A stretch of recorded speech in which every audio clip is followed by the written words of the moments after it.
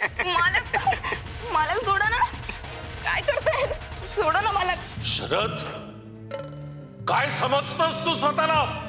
तुला काय वाटलं तू कसाही वागलास तरी तुला अडवणार कोणी नाही? चुकतोयस तू. तुला शिक्षा जरूर होईल.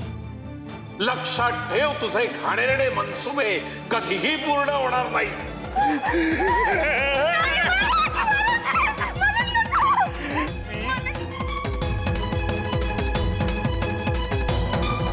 अरे आपल्या घरात काम करते ती, कष्ट करून स्वतःचं पोट भरते. घरात कुणी नसताना फायदा घेऊन तू हे असते कृत्य करतोस. अरे लाज वाटत नाही का तुला? लाज कशाला वाटायला पाहिजे? अरे पुरुषाला पुरुषार्थ गाजवायची शरम नाही वाटत कधी? अरे हा कसला पुरुषार्थ? बरोबर आहे तुझं. संतोषच त्याला धडा शिकवेल. दादा, आज संतोष होते म्हणून मी वाचले, नाहीतर माझं काही खरं नव्हतं. काही नाही झालं ग. स्वामींची कृपा आहे आपल्यावर. ते आपल्या जीवनात काहीच वाईट घडू देणार नाही बघ. तुझं नशीब चांगलं म्हणून संतोष वेळेवर आला तिथे आणि त्याने सगळं पाहिलं. कदाचित संतोषने शरदला झापलंही असेल. हो, कदाचित काय, नक्कीच झापलं असणार त्याला. संतोष भाऊजी माहित नाही का किती सज्जन आहेत ते? आपल्या कोमल बाबतीत असं झालं, त्यांना नक्कीच राग आला असेल आपल्या भावाचा. राग आला असेलच ग, पण संतोष चांगला आहे म्हणून तर सगळं अडेल वाटतंय. त्याचा चांगुलपणा सगळ्यांसाठीच आहे. कोमलसाठी त्याला खूप वाईट वाटत असणार, पण स्वतःच्या भावाविरुद्ध बोलताना तो कचरे. हो, कदाचित तुम्ही म्हणताय ते खरंही असेल, पण का आपण गप्प राहायचं? नाही, आता गप्प राहून फायदा नाही. मी पंचांकडे फिर्यादच करतो. येतो मी.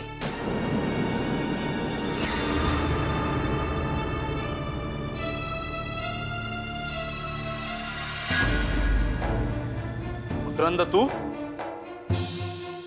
आणि एवढ्या रात्री काय काम काढलंस? मला जरा तुमच्याशी बोलायचं होतं. कशाबद्दल? मला तुमच्याकडे एक तक्रार नोंदवायची, शरद विरुद्ध. शरद विरुद्ध? का? काय केलं त्यानं? आता काय सांगू तुम्हाला, माझा तर सांगतानाही संताप होतोय. तुम्हाला माहितीच आहे की माझी बहीण कोमल त्यांच्याकडे कामाला असते. संतोष आणि वहिनी तिला घरातल्यासारखी वागवतात, पण तो शरद त्या दिवशी घरात कोमल एकटी आवरत असताना शरद खोलीत गेला आणि ती संधी साधून त्यानं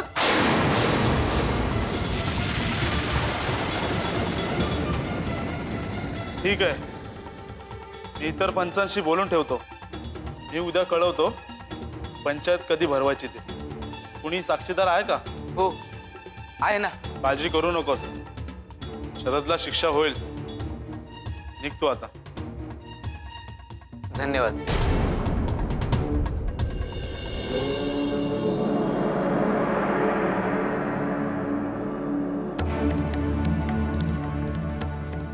अरे थोबाड उचकटती तुझं. बोल, काय झालं ते? स्वामी, मी काय करू? अरे कशाचं काय करू? बोल. आमच्या घरात जे काही घडलं, दादाने जे काही केलं, त्याची मलाच लाज वाटते. कशाबद्दल बोलतोयस? स्पष्ट ऐकायचंय मला. तुम्हारे मुंह से सुनना चाहता हूं.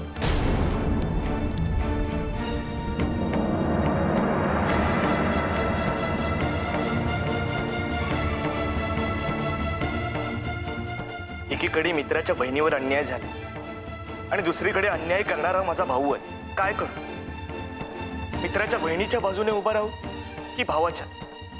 घरच्यांनी तर भावाच्या मागे उभा राहा म्हणून सांगितलंय. माझा तर गोंधळच उडालाय. काय करू तेच कळत नाहीये. गोंधळच उडणार तुझा, आणि तुझ्या घरातल्यांचंही योग्यच आहे. अरे कुलदीपकांनी असे दिवे पाजळले, मग ते तरी काय करणार? पण मी काय करू स्वामी? माझंच मन मला खातंय. तू काय करणार? योग्य तेच कर. सत्याच्या बाजूनी उभा राहा.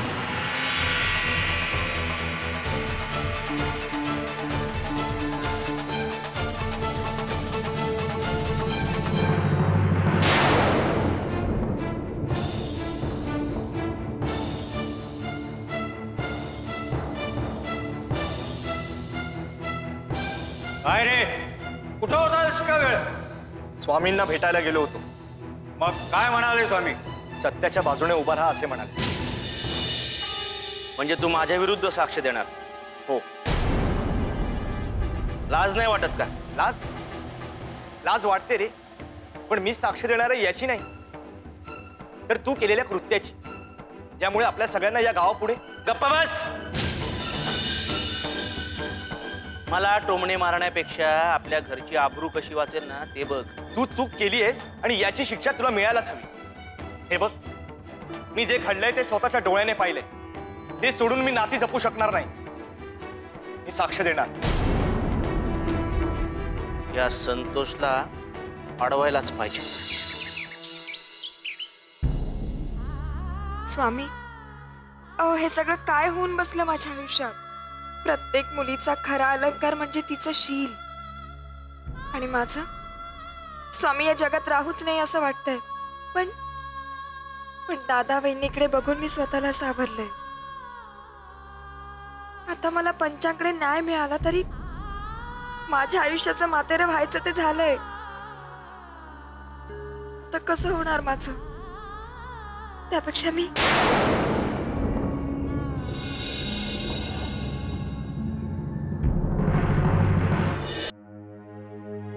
अरे संतोष, ये. अगे संतोष आलाय, जरा पाणी आण. संतोष, सकाळी सकाळी घरी काय झालंय का? हो, बरंच काही झालं. मी घर सोडून आलो. काय? अरे पण हे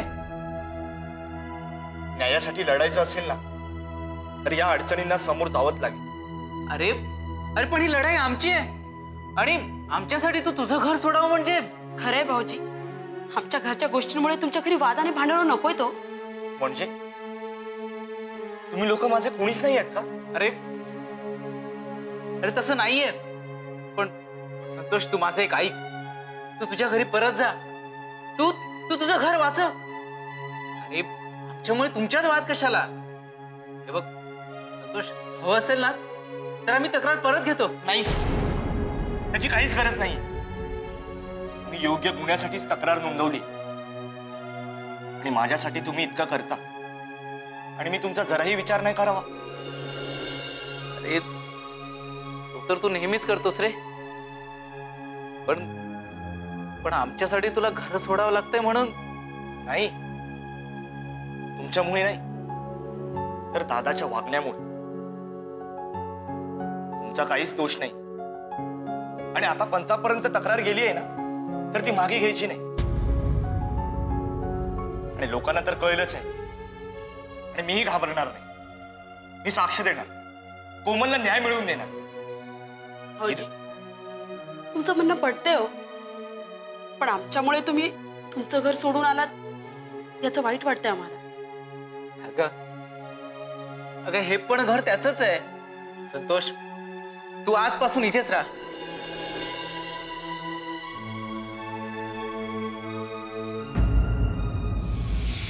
संतोष ऐकायलाच तयार नाहीये.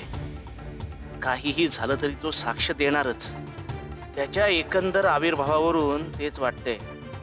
समजावून काय किंवा धमकावून काय, काहीच उपयोग झाला नाही.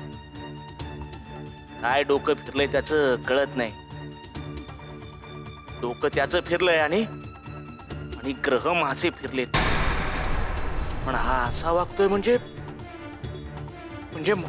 मला मला शिक्षा होणारच. माझी आबरू जाणार. नाही नाही, काहीही करून त्याचं मन वळवायलाच हवं. पण काय करावं? काय करू मी? हा हा असंच करतो. मंगलालाच त्याला समजावायला सांगतो. मंगला, मंगला आले.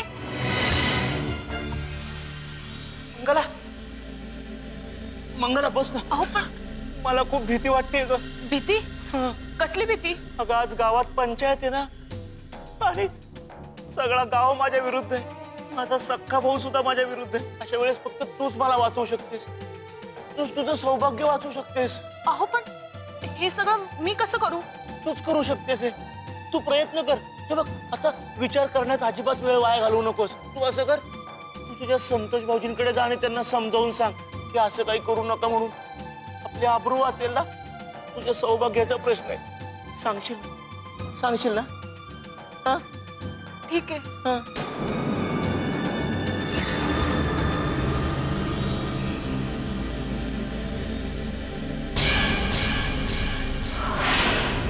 चला निघूया. संतोष, पुन्हा एकदा विचार कर. तू जर कोमलच्या बाजूने साक्ष दिलीस ना तर तुझ्या घरचे चिडतील, रागवतील तुझ्यावर.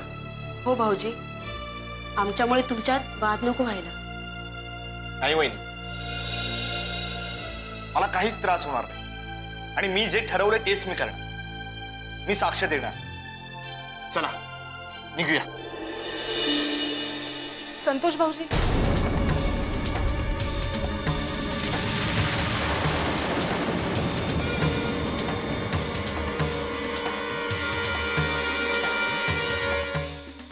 कशी आहेस वहिनी? कशी असणार? उद्या माझ्या नवऱ्याला पंचायतीसमोर उभं करणार आहे. तिथे काय होईल मला काहीच माहिती नाहीये. मी समजू शकतो वहिनी, तुम्हाला याचा खूप त्रास होत असेल. जर समजू शकता तर मग मदत का नाही करत आहेत मला? म्हणजे मी काय करायचं वहिनी? भाऊजी, मी विनंती करते तुम्हाला, माझं सौभाग्य वाचवा. काय? हो, यांच्या विरोधात साक्ष देऊ नका. मी आजपर्यंत तुमच्याकडे काहीच मागितलेलं नाही. माझ्यावर एवढे उपकार करा. यांच्या विरोधात साक्ष देऊ नका. यांच्या विरोधात साक्ष देऊ नका.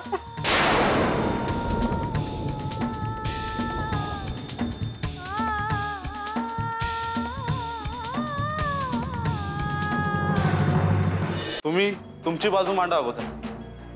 पंच महोदय, समोर उभं असलेल्या या नराधमाने माझ्या बहिणीच्या अब्रूवर हात घालण्याचा प्रयत्न केलाय. आहे का पोरी? हे खरं आहे का? होय पंच, अगदी खरंय. शरदराव, हे खरं आहे का? मी भाऊजींशी बोललीये. कदाचित ते तुमच्या विरोधात साक्ष नाही देणार. नाही, दादांत खोटं बोलते ही. पैसे लाटण्याचा प्रयत्न करतात माझ्याकडून हे. हो, खोटारडी. हो, नाही नाही, हा खोटं बोलतोय. याच्या काळ्या कृत्यांचा पुरावा आहे माझ्याकडे. कुठे आहे साक्षीदार? आहे संतोष.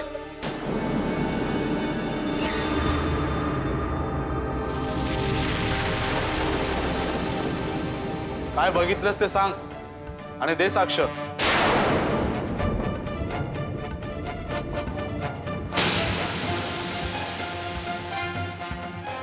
संतोष, अरे संतोष, बोल ना. घाबरू नकोस. तू जे काही पाहिलंस ते बोल. सांग त्यांना.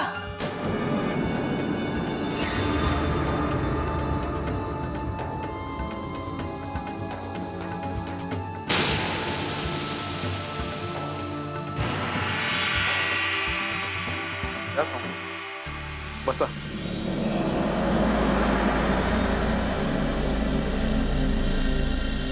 संतोष, साक्ष द्यायला कचरतोयस का? स्वामी, मी काय करू स्वामी? सगळेच माझे नातेवाईक आहेत. एकीकडे भाऊ आणि हा मित्र. काय करू स्वामी? संतोष, आम्ही तुला गीता पठणासाठी दिली होती. ती वाचलीस? ती तू वाचली नसणारच, कारण गीतेचा वाच्यार्थ, भावार्थ, गीतेचं सार तुला उमगलेलं दिसत नाहीये.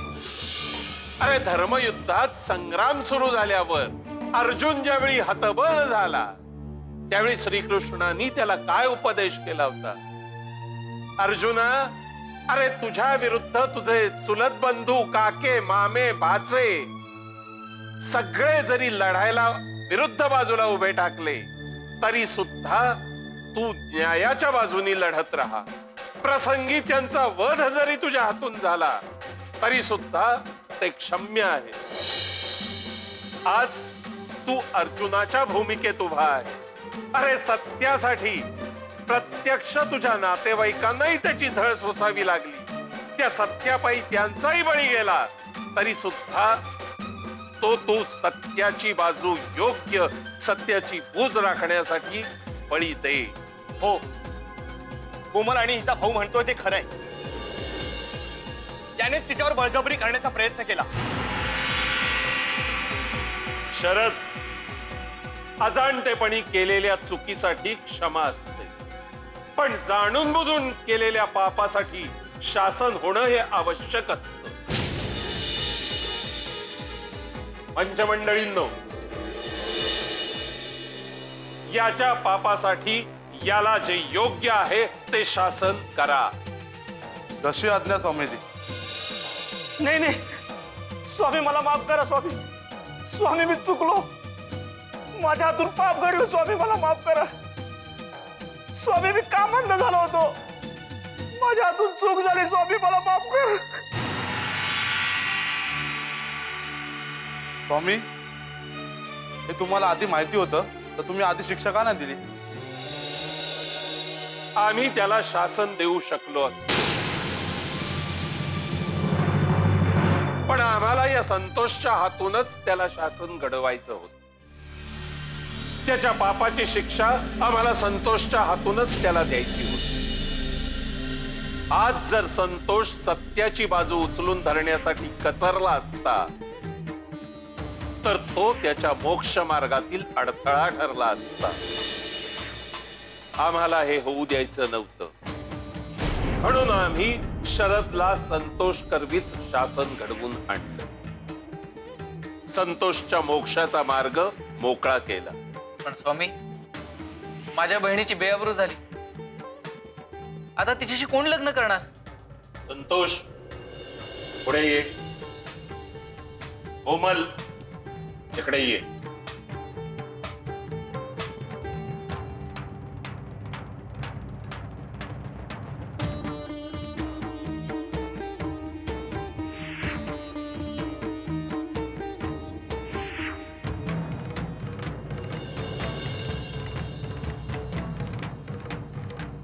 संतोष आणि कोमल सुखाने संसार करा. जशी आपली आज्ञा स्वामी.